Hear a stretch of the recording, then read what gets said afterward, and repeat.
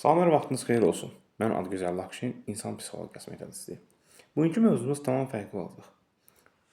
Hər qohumun içərisində ümumi nəsil var, yox tayfa dönəmə gedir. İçərisində bir qohum olur ki, daimi olaraq kimsənin xeyrinə, şər işinə gedəndə əl cibdə, kənardan şəxsi müdaxilələr.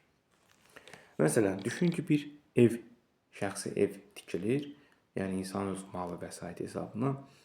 Həmin adam qohumdur. Gəlinəcək, əl cibdə, daşı sağdan tökmək lazımdır. Suvağı soldan axmaq, mundar. Danışınca, görsən necəcə düşüncəsi insansan ki, fəhləyə kənardan göstər. Sən kimsən? Sən heç kimsən. Gedib sən də bir daşın bir qulpundan yapışdı, ölərsən. Yoxsa qaşın düşər. Və nəticə etibarilə də nə qədər qeyd etsəsən, çox acı reallıq budur.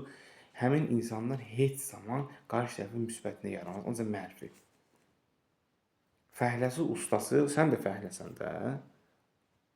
Daşı yerə tullayıb, deyək ki, küçük, çox qeyri-etik səslənsə də bu insanlara alınacaq cavab budur. Gəl sən də götür. Gəl işlədə sən də. Əl cibdə, kurtkasında, kostyumunda göstərişlə. Onu apar, buna gətir. Kimsən də sən? Bu evin yəsi qalıb bir qıraqda. Yəsizdir bura. Yoxsa sənin evin yəsizdir. Başsız qoyub gəlib. Hər zaman belə qohum əqrabaların əksəriyyətində bu tip insanlara rast gələ bilərsiniz. İstənilən bir xeyir məclisi yaxud şər məclisi olsun.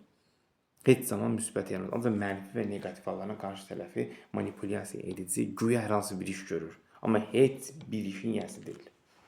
Belə. Çalışın bu kimi insanlardan da uzaq olun. Seanslarımız əyani və onlayn şəkildə həyata keçirilir.